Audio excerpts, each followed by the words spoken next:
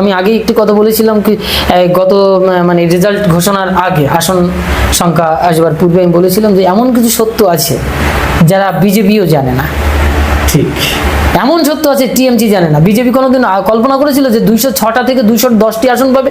সম্ভব না। তারা এমনি বলেছিলেন যে 200 পার, এটা সেটা, ওর তো বহুবারই বলে। এই আসন সংখ্যার কথা আপনি বলেছিলেন যে এরাও ঠিক বুঝে উঠতে পারছে না এবং টিএমসিরাও বুঝতে পারছে না যে ওদের কোন জায়গাটা আসন নেমে যাবে তার। এবং বিজেপিরা যেটা প্রত্যাশা করেছিল তার থেকে দেখুন কতটা। তারা ভেবেছিল সর্বনিম্ন 145 থেকে শুরু করে 170, মানে 70-80, কাছাকাছি সেটা 200 ক্রস করে 210, ঠিক আছে, প্রায় 210। মহারাজ, আমার আরেকটা প্রশ্ন আছে, জানতে ইচ্ছে করছে। আপনি বিগত দিনে যেসব লেকচারগুলো দিয়েছেন তাতে কিন্তু একটা কথা আপনি টাচ করে গেছেন যে আমরা যা বলেছি এটা শেষ না, এর বিশদ কিছু গুপ্ত রহস্য আছে যেটা নির্দিষ্ট সময় ছাড়া বলা যায় না। তো আজকে কিন্তু আমার মনে হয় নির্দিষ্ট সময় আগত আমার সাথে। সেটা কিন্তু আপনি আজকে একটু পরিষ্কার করে মানে বিষয়টা পরিষ্কার হলো না আপনার প্রশ্নটা। যেমন মহারাজ, একটা ছোট উদাহরণ, আপনি কিছুদিন আগেই বলছিলেন যে একটা লেকচার বেরোলো যেখানে আপনি বললেন গুরুদেবের কথা, যে শ্রী গুরুদেবের সরকার পাল্টানোর ক্ষমতা কার হাতে। এই লেকচারটা দুটো তিনটে জিনিসের উপরে, হ্যাঁ, বিশেষ করে গুরু মহারাজকে বেশি গুরুত্ব দিয়েছিলাম। আর একটা পয়েন্ট ছিল, যাই হোক 4 তারিখের পর আমি ডিটেইলস ব্যাপারটা বলবো, এরকম আপনি বলেছিলেন। তার মানে আমাকে এখন কথা দিয়ে কথা রাখতে হবে। তো প্রশ্নটা কি? হ্যাঁ, জলদি। হ্যাঁ, প্রশ্নটা কি? তো প্রশ্নটা হচ্ছে মহারাজ, যেমনটি আপনি বলেছিলেন, আজকেও আমাদের সেইটাই প্রশ্ন। এই যে এত বছরের যে মমতা বন্দ্যোপাধ্যায়ের এই যে সরকার, তৃণমূল সরকার, যে পরাজয় হলো এদের, এর পেছনে মূল কারণটা কি, কেন হলো, এর বিশদ ব্যাখ্যা আপনি বলেছিলেন, বলবেন? 3টে পয়েন্ট ধরতে হবে। প্রথমত সোশিয়ালি, মানে সামাজিক দৃষ্টিকোণ থেকে, রাজনৈতিক দৃষ্টিকোণ থেকে, মানবিক দৃষ্টিকোণ থেকে। প্রথম হচ্ছে জনতা। আমি বারংবার একটি কথা বলেছি, জনতার হৃদয়ের পরিবর্তন। ঠিক ঠিক ঠিক জনতার হৃদয়ের পরিবর্তন হয়েছে। আজকে যারা জিতে গেছেন, যারা বলছেন নরেন্দ্র মোদীকে, অমুককে ধন্যবাদ দিচ্ছেন, প্রথমে ধন্যবাদ জ্ঞাপন করতে হবে জনতার হৃদয়ের পরিবর্তনকে, হৃৎপিণ্ডকে শ্রদ্ধাঞ্জলি দিতে হবে। জনতার হৃদয়ের, জনতার চরণে অনন্ত কোটি প্রণাম। তাদের হৃদয়ের পরিবর্তনের সঙ্গে সঙ্গে প্রকৃতির একটি কর্মফল বর্তিত হয়েছে, আবর্তিত হয়েছে, প্রকটিত হয়েছে। ঠিক। এবং সেকেন্ড পয়েন্টটি হচ্ছে সেন্ট্রালের তরফ থেকে, হোম মিনিস্টার হোক, প্রাইম মিনিস্টার হোক, তাদের যে প্রয়াস দীর্ঘ বছরের, ডক্টর শ্যামাপ্রসাদ মুখার্জির এই যে পশ্চিমবঙ্গের যে প্রাঙ্গণ উনি তৈরি করে গেছিলেন, যার হাত ধরে আজকে বিজেপির এই চূড়ান্ত উত্থান এবং তাদের যে একটি মঞ্চ তৈরি হয়েছে, তাদের একটি প্রতিষ্ঠান তৈরি হয়েছে, এবং সেই জায়গায় শ্যামাপ্রসাদ মুখার্জির এই পশ্চিমবঙ্গেই এই পদ্মফুলটা ফুটেছে। এটা প্রথম ধন্যবাদ। এই আরেকটি, আমি প্রথম বলছি না, এই ধন্যবাদটা আবার শ্যামাপ্রসাদ মুখার্জিকে, মহাত্মাজিকে দিতে হবে। এবং এই যে দীর্ঘ 50টা বছর কি 55টা বছর কি 49টা বছর ধরে বিজেপি অপেক্ষা করেছে, একটু একটু করে মৃত্তিকার ভেতরে যেমন পচে গলে গিয়ে একটি বীজ পচে গলে গিয়ে একটু একটু করে তারপর অঙ্কুরিত হয় দুটো পাতা, এরকম ভাবে দুটো আসন 2% ভোট পেয়েছিল, এরকম ভাবে এসেছে। এই দীর্ঘ পদযাত্রা, দীর্ঘ সময়ের রাজনৈতিক জীবনে পশ্চিমবঙ্গে তাদের কোনো কিছুই ছিল না। আজকে 50 বছর, 40 বছর, যত বছর হোক, এগুলো পলিটিক্যাল সময়ের ব্যাপার, এগুলো আমি অতটা ডিটেলস বলতে পারছি না। তা আজকে 2026 সালে তার প্রতিফলনটা ঘটেছে, তাদের দীর্ঘ সময়ের অপেক্ষা, অর্থাৎ অপেক্ষমান যে মানসিকতাটা, মানে ধৈর্য শক্তির একটি চূড়ান্ত পরিচয়, তাদের ধৈর্যটা ছিল। হোম মিনিস্টার, প্রাইম মিনিস্টার, বিজেপির পক্ষ থেকে যারা রয়েছেন কেন্দ্রীয় শাসনে, কেন্দ্রীয় ক্ষমতা, তাদের যে দীর্ঘ প্রয়াস, প্রচেষ্টা, আত্মবিশ্বাস এবং বলিদান, তাদের অনেক দেহ চলে গেছে, অনেকে মৃত্যুবরণ করেছে, তাদেরকে হত্যা করা হয়েছে। এর পেছনে আজকে এই বিজয়ের পেছনে অনেকগুলো আত্মবলিদান রয়েছে, ঠিক আছে, জীবন বলিদান রয়েছে, ইত্যাদি ইত্যাদি ব্যাপার রয়েছে। এই গেল দুটো পয়েন্ট। 3 নম্বর পয়েন্ট হচ্ছে যারা কর্মী, পশ্চিমবঙ্গে যারা কর্মী, যারা 2-4টে টিং করেছিল, শ্রমিক ভট্টাচার্য, তারপরে হচ্ছে ওনার নামটা দিলীপ ঘোষ। দিলীপ ঘোষ মহাশয় বাবু। তারপর আরেকজন রয়েছে ওনার আরে প্রথম রাজ্য সভাপতি ছিল, ওনার নামটা তথাগত রায়। না হ্যাঁ তথাগত বাবু ছিলেন উনি একসময় রাজ্য সভাপতি।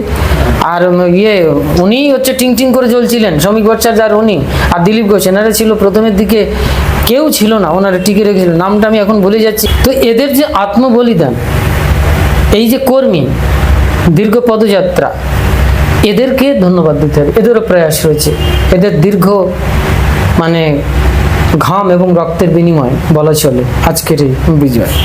এই পয়েন্টগুলো ধরতে হবে, ঠিক আছে? আর প্রকৃতিতে যখন অপরাধ হয়ে যায়, 16 আনা পাপ পূর্ণ হয়ে যায়, তখন কিন্তু আমি বলেছিলাম হ্যাঁ, আরজি করের পরে 15 আনা কমপ্লিট হয়ে গেছে বলেছিলাম। আরজি কর ঘটনার পরে 15 আনা কমপ্লিট হয়ে গেছে স্টেট গভর্নমেন্টের, পাপের 15 আনা গড়া ভর্তি হয়ে আছে। এখন হচ্ছে পূর্ণিমাটুকু বাকি আছে, পূর্ণিমার সময়টুকু বাকি আছে। তো সেই সময়টুকু গত বছর দুর্গাপূজার সময়ের 2-4 দিন আগে এই ঘটনা ঘটেছিল, আমি যাচ্ছি সেটা পরে, এইটাই হচ্ছে মূল পয়েন্ট, আমি যাব। তো এই 16 আনা যখন পাপ পূর্ণ হয়ে যায় তখন প্রকৃতি তাকে দণ্ড প্রদান করে, সেই দণ্ড পেয়েছে। আর অভয়ের যে কেসটি, রত্না দেবীর যে মেয়ে মেডিকেল ডক্টর, আরজি করে যাকে অত্যাচার করা হলো, ধ্বংস করা হয়েছে, তার সঙ্গে যেটা ঘটেছে এবং তাকে যে ন্যায় বিচার দিতে পারেনি যে কোনোভাবে, যে কোনো মূল্যে, ধরলাম সেন্ট্রাল গভর্নমেন্ট তারা সাহায্য করেনি, স্টেট গভর্নমেন্টের স্টেটে থেকে যে ঘটনা ঘটেছে প্রকাশ্যে, হ্যাঁ, উনি তো সেই ডিপার্টমেন্টেরই একটি প্রধান ব্যক্তি, মানে মুখ্যমন্ত্রী। তাহলে সেই ডিপার্টমেন্টে থেকে সেই জায়গায় তার স্টেটে প্রকাশ্যে যদি এই ঘটনা ঘটে, তার দায়িত্ব ছিল না? ছিল তো। কিন্তু কপিল দেবকে কে লাগিয়েছিল? ওই সুপ্রিম কোর্ট। হ্যাঁ, এটা কি রত্নদেবীর মা লাগিয়েছিল নাকি? না। রত্নদেবীর মেয়ে লাগিয়ে দিয়ে গেছিল? না না, না, রত্নদেবী লাগিয়েছিলেন। তাহলে এইসবগুলো তো দিনের পর দিন মানুষ সাক্ষী আছে। ঠিক। তারপরে ভাতার প্রশ্ন আছে, যারা আজ ওই যে কি সমস্ত ভাতা আছে, অনেক সিরিজ আছে। এই সমস্ত জায়গায় মারাত্মক মারাত্মক বিপর্যয় রয়ে গেছে।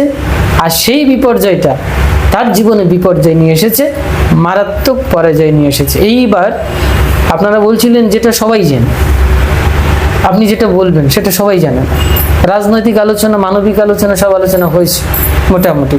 আমার থেকে ভালো বলতে পারবেন সবাই, অনেক টপিক তুলে ধরতে পারবেন। কিন্তু আমি বলেছিলাম এখান থেকে, আপনারা মনে করে দেখুন যে মমতার কুকীর্তি ফাঁস, এখান থেকে 4-5 মাস আগে একটি কিন্তু লেকচার বেরিয়েছিল। সেখানে আমি কিছু ঘটনার সামান্য আঁচ দিয়ে গেছিলাম, সামান্য একটু পরশ দিয়ে গেছিলাম। বলেছিলাম না যেটা এখন আমি ডিটেলস বলছি না, সময় আনে পর বলবো। ওই যে 3.5 মিলিয়ন ক্রস করে গেছে যে ভিডিও, সেখানেও আমি পরিষ্কার বলে দিয়েছিলাম এই মেরুদণ্ডগুলো যদি ঠিক না থাকে তাহলে ফেইলিওর হতে বাধ্য। বলেছি আমি মমতা ব্যানার্জিকে কিন্তু বারবার সতর্ক করে দিয়েছিলাম যে আপনি এগুলো ঠিক করুন, নাহলে কিন্তু মুশকিল আছে। এটা বারবার বলেছিলাম, কিন্তু আমরা তো থ্রেট বা এরকম কিছু করতে পারি না, ঠিক আছে? আমাদের অত্যন্ত ধৈর্য রাখতে হবে। এইখান থেকে দাঁড়িয়ে যখন ভুল ঘটে গেল কলকাতার ভেতরের যে ঘটনাটা, আমার চোখের সামনে দ্রৌপদীর বস্ত্রহরণ করতে দেখেছি। অনেকে প্রশ্ন করবেন আপনি তখন কি করেছিলেন? প্রশ্নটা করবেন না, যারা আজকের এই প্রশ্নটা করবেন না হিসেব করে করবেন। আমি পাহাড়ে চলে যেতাম তপস্যায়,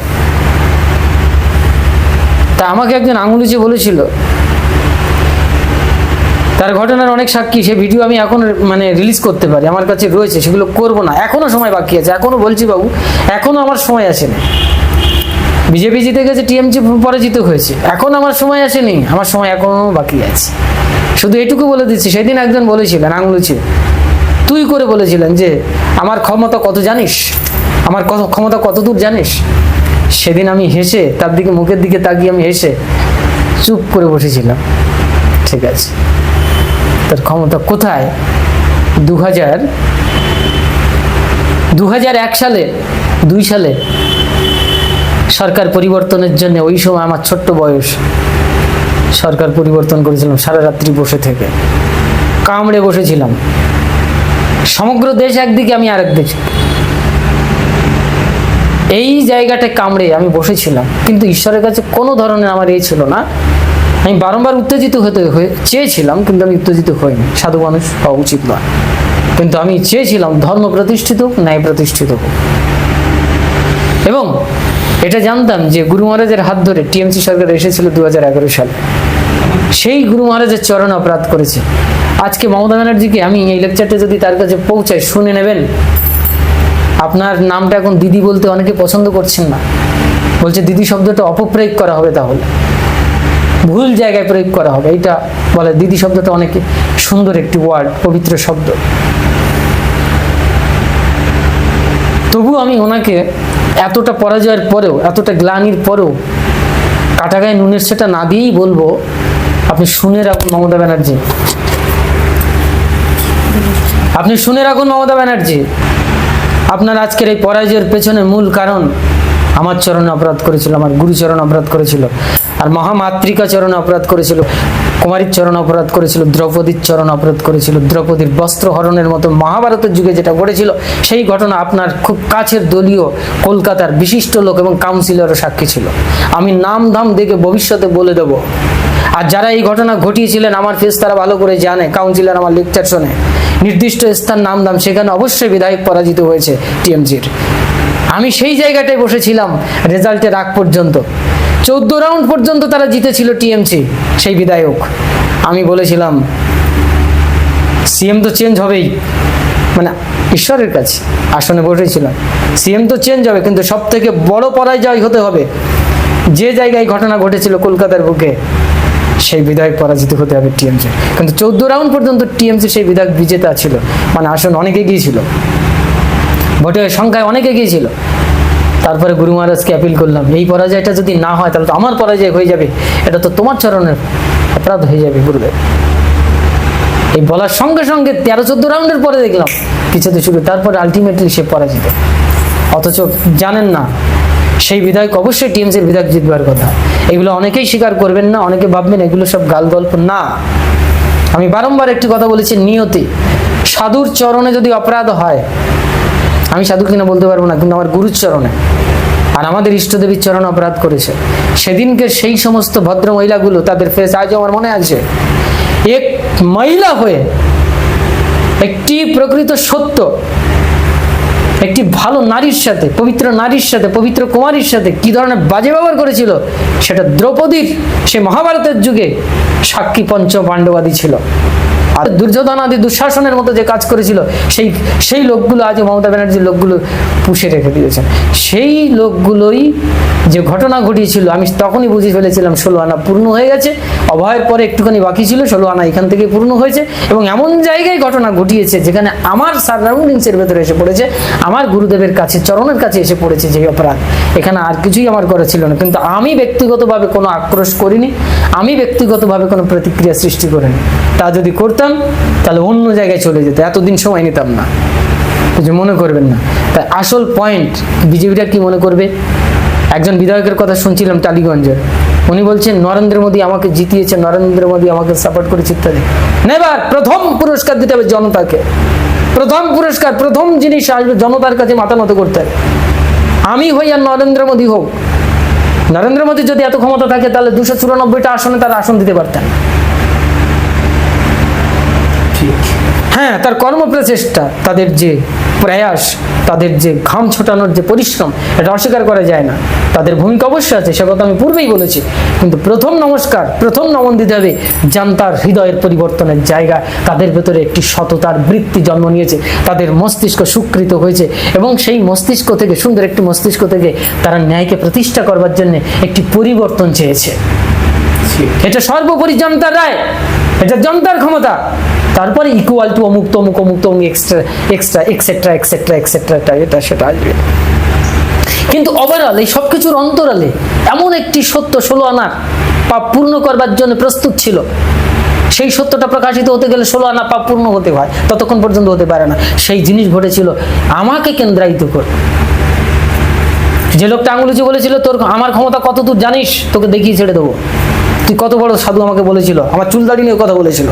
আমি এখনো নাম ধরে বলছি না, নাম ঠিকানা মোবাইল গিয়ে ভিডিও রেকর্ড পর্যন্ত আমি সব করে ছেড়ে দিতে পারি। যে সমস্ত ভদ্রমহিলা এটা করেছিলেন তারা একদম সম্পূর্ণ কাউন্সিলর টিএমসির খোদ লোক, এবং তাদের এত বড় ক্ষমতা, যাদের ইন্ধন এই কাজ করেছিলেন। দীর্ঘদিন ধরে এই ধরনের লোকদেরকে পুষে রেখে দিয়েছে মমতা ব্যানার্জি। আজকের পরাজয়ের মূল কারণ হচ্ছে ওইখান থেকে, আমি বলবো ঠিক। মূল পয়েন্ট হচ্ছে ওখান থেকে। আর এই ঘটনার যারা সাক্ষী, আমার অনেক ভক্ত সেদিন ছিল, সেদিন সেই ঘটনার সাক্ষী তারা, আমি তো একা বলবো না, তাদেরকে আমি আগামীতে সামনে নিয়ে আসবো। সময় আনে পর বাবা, একটু ধৈর্য ধরতে হবে, তখন আরো পরিষ্কার প্রমাণিত হয়ে যাবে। কিন্তু আমি অহংকারের সঙ্গে এটা বলবো না। এই অপরাধগুলো আমাদের জীবনে হয়ে যায়। এই অপরাধগুলো দীর্ঘদিন ধরে সঞ্চিত হয়েছে, সংগঠিত হয়েছে মমতা ব্যানার্জির রাজনৈতিক জীবনে, যেটা মমতা ব্যানার্জি বলবেন আমি তো বাবা এটা জানি না, তাহলে আমার অজানা পাপ কেন, আমি এই পাপে পাপাচ্ছন্ন হব। বাবা, এই এক লাইনে বলে দিলে হবে না। আপনি 11 বছর ধরে 15 বছর ধরে যে ঘটনা ঘটিয়েছেন, আপনি এক লাইনে বলে আপনি বেঁচে যেতে পারবেন? অনেক হিসেব আপনাকে দিতে হবে। আজকে আপনাকে ক্ষমতা থেকে সরিয়ে দিয়েছে, খুব সিম্পল ম্যাটার, এটা কিছুই না। ক্ষমতার উত্থান আছে, পতন আছে। আজকে বিজেপি এসছে, কালকে থাকবে না। সিপিএম ছিল 34 বছর পরে চলে গেছে, টিএমসি এসেছিল চলে গেছে, বিজেপি এসছে হয়তো 2 বছর 10 বছর 20 বছর এরকম থাকবে, তারপর আবার কেউ আসবে। পরিবর্তন সংসারের নিয়ম, পরিবর্তন সংসারের নিয়ম, এই জগৎ সংসার পরিবর্তনের নিয়ম। তো সুতরাং পরিবর্তন হবে, কিন্তু তোমার যে কর্মফল সেটা কিন্তু শুধু এই সরকার চেঞ্জের সঙ্গে সঙ্গে শেষ হয়ে যাবে না মমতা ব্যানার্জি বা যে কোনো ক্ষমতাসীন লোক। ফল তোমাকে অবশ্যই ভোগ করতে হবে। অবশ্যমেব ভক্তব্যম কৃতম কর্ম শুভাশুভম। তুমি যেমন কর্ম করবে তেমন ফল তোমাকে ভোগ করতে হবে। এই ঘটনাই ঘটেছিল। এখন আমি আরো পরিষ্কার করে বলবো না। ওই পরিষ্কার রূপে বলতে গেলে নাম বলতে হবে, ঠিকানা বলতে হবে, চেহারা দেখাতে হবে, ইত্যাদি ইত্যাদি। ওগুলো মানুষই বিচার করবে। তা আমি দেখেছি, প্রকৃতির কাছে আমি চেয়েছিলাম এটুকু, যে প্রকৃতি কি করে, আমি এইটুকু অপেক্ষায় ছিলাম, দেখি প্রকৃতি কি করে। আজকে জানেন, আজকে যদি এই সরকার চেঞ্জ না হতো, অনেক সাধুরা তপস্যায় বসে আছে আমাদের মতো, অনেক সাধুরা, তারা ঈশ্বরকে বিশ্বাস ভেঙে ফেলতো, ঈশ্বরের প্রতি তাদের বিশ্বাস ভেঙে যেত আজকে যদি সরকার চেঞ্জ না হতো। তাই আরেকটি পয়েন্ট বলবো, এই সরকার পরিবর্তনের পেছনে আমাদের মতো এই ছোট ছোট সাধুসন্ত ছাড়া অনেক বড় বড় সাধুসন্ত রয়েছে। তাদের দীর্ঘ সাধনা, তাদের তপস্যা, তাদের চাওয়া ছিল, তাদেরকে ধন্যবাদ দিতে হবে। যেটা আমি আমাদের জ্ঞানগঞ্জের সিদ্ধাশ্রম বড় বড় মহাপুরুষদের কথা বলেছি, আমার গুরু মহারাজদের মতো বড় বড় মহাপুরুষদের কথা বলেছি, যাদের হাত ধরে আমাদের এই জগৎ সংসার বিশ্ব কল্যাণের জন্য কাজ হচ্ছে। সুতরাং মুখ্যত যদি বলা হয়, তাহলে প্রথমে তাদেরকে নমন করতে হবে। ঈশ্বর তো আগে, আর ঈশ্বরের প্রতিনিধি রূপ জনগণ রূপী জনার্দন নারায়ণ, এই জীবকে শিবরূপে, তাদেরকে আগে প্রথমে নমন করতে হবে। আর ব্যক্তিগত জীবনে যে অপরাধগুলো ঘটে, সেগুলো তো ঘটেই যায়, সে ফল তো তাকে ব্যক্তিগতভাবে ভোগ করতেই হয়। সেই ঘটনাগুলো ঘটে গেছে, তার ভিতরে যেগুলো মানুষ জানেই না, আমি তার ভিতরে কয়েকটি পয়েন্ট বললাম। ভাইটাল পয়েন্ট হচ্ছে এটা, আমার হৃৎপিণ্ডের, আমার হৃদয়ের, মানে আমার বুকের উপরে লাথি মেরেছিল। এর থেকে আর সহজ করে কি বলবো? প্রহ্লাদ মহারাজ কি বলছেন জানেন? বলছে, যতক্ষণ কোনো ব্যক্তি, যতক্ষণ কোনো মানুষ, যতক্ষণ পর্যন্ত কোনো ভক্ত সাধুর চরণ ধুলি দ্বারা অভিষিক্ত না হচ্ছে, স্নাত না হচ্ছে, ততক্ষণ তার মুক্তির প্রশ্নই আসে না। এত পরিষ্কার। চৈতন্যদেব এই গৌড়াঞ্চলের, এই পশ্চিমবঙ্গের চৈতন্যদেব, তার মুখনিসৃত বেদবাক্যের মতো একটি কথা, শাস্ত্রীয় সিদ্ধান্ত, সাধু সঙ্গ সর্বশাস্ত্রিকার। আমরা সাধু হতে পেরেছি কিনা জানি না, তবে আমাদের শ্রীরামকৃষ্ণ পরমহংসদেবের সহধর্মিণী জগন্মাতা শারদা মায়ের একটি উদ্ধৃতি বলবো, one should not hurt others even by a single word. কাউকে একটি শব্দের দ্বারা আঘাত করো না। তাই আমি মমতা ব্যানার্জিকে বা কাউকে একটি শব্দের দ্বারা আঘাত করবো না। আমি শুধু সত্যটা প্রকাশ করেছি মহারাজ। আমি কিন্তু এখানে তাকে অভিশাপ দিয়েছি, এরকম কিছু চেয়েছি, এরকম কিছু। আমি শুধু সত্যটা প্রকাশ করেছি, সত্য প্রকাশের অপেক্ষায় ছিলাম, আর প্রকৃতির দিকে তাকিয়েছিলাম যে নিয়তি কি ফল প্রদান করবে, আমি ফলের দিকে তাকিয়েছিলাম। আমি কখনো ফল প্রদান করবার দিকে তাকিয়েছিলাম না। মানুষ ভুল বুঝবেন না, কেউ আমাকে ভুল বুঝবেন না, আমি কাউকে আঘাত করতে চাই না। তাই কাউকে ছোট্ট একটি শব্দের দ্বারা আঘাত করবে না। তাই আমি সাধু হই বা সাধু না হই, যদি অকারণে তুমি কোনো ব্যক্তিকে দণ্ড প্রদান করো, আমাদের আইন কি বলছে? আমাদের আইন কি বলছে? অপরাধীকে শাস্তি দিতে গিয়ে যদি তুমি 3 জনকে দ্রুত বিচারের মাধ্যম দিয়ে যদি 2 জনকে নিরপরাধীকে যদি শাস্তি দাও, সেটা বড় অপরাধ। তার থেকে বরং ওই পাপীকে তুমি শাস্তি দিও না, কিন্তু নিরপরাধীকে শাস্তি দিও না যেন, মানে সঠিক সত্য না জেনে। তাই আমাদের মামলা করতে গিয়ে অনেক সময়ের ব্যবধান হয়ে যায়। তাই সত্যকে না জেনে যারা কোনো ব্যক্তিকে, কোনো প্রাণীকে, কোনো কীটাণুকে, কোনো সাধুকে অপমান করে, এ তো সাধারণ অপমান, বুকে লাথি মারার মতো, আমার মস্তকে লাথি মারার মতো, বুকে লাথি মারার মতো। তো সেই ঘটনা যারা ঘটিয়েছে, এই যে কত বড় দণ্ডনীয় অপরাধ, সেটা প্রকৃতি আমি সচক্ষে দেখলাম 2026-এ পশ্চিমবাংলায় এই নির্বাচনে। আমি তার প্রকৃষ্ট সাক্ষী, উৎকৃষ্ট সাক্ষী, এবং আমার সঙ্গে যারা ছিল সেদিন তারাও আজকে ভালো করে বুঝতে পেরেছেন যে আজকে প্রকৃত ফল মহাকালের চরণে যে অপরাধ ঘটেছিল তার চূড়ান্ত শাস্তি আমরা দেখতে পেলাম টিএমসির এই চরম বিপর্যয়, চরম পরাজয়ের মাধ্যম দিয়ে, সর্বোপরি মমতা ব্যানার্জির পরাজয়ের মাধ্যমে। হ্যাঁ বলুন। যে ঘটনার কথা মহারাজ আপনি বললেন, সেদিন আপনাকে প্রণাম জানাবার জন্য আমি এসেছিলাম, আমি সেদিন ছিলাম। তা আপনি অভিশাপ না দিলেও আপনি একটা কথা বলেছিলেন, এই অপরাধ আমার উপরে যেটা করলো এটা আমার কিছু না, ওর অপরাধ ও নিজে করেই গেল, এটা পরোক্ষেও বুঝতে পারবে। এবং এটা বলেছিলাম যে কত দূর যাবে বুঝতে পারছে না, ওটা মাথায় ওর বাপ বলছে না, এটা বলেছিলাম না যে ও কত বলছে না আমার ক্ষমতা কত দূরে, আমি বলেছিলাম যে ওই পর্যন্ত উঠে যাবে, এটা একদম পুরো সেন্টারে উঠে গেল। হ্যাঁ, এবং এটা আপনি বললেন যে এই ভুল ও শুধু বুঝতে পারবে না, এটা মমতা ব্যানার্জি এই ভুলটা, বাস এটা তো একটু পরিষ্কার। হ্যাঁ এটা এটা আমি মনে রেখেছি, কারণ যে তীরটা আজকে এখান থেকে বেরিয়ে গেল, এই তীর কাকে কাকে বিদ্যে বিদ্যে কোন জায়গায় গিয়ে পৌঁছাবে সেটা 2026-এ এরা বুঝতে পারবে। একদম আমি উপস্থিত ছিলাম। আর দরকার নেই, এটা পরে আরো ভাঙবো। আচ্ছা হ্যাঁ, আপনি ছিলেন, অনেকেই ছিল, যাই হোক ঠিক আছে। তো আমি ব্যক্তিগতভাবে কোনো কারোর প্রতি আক্রোশ রাখি না।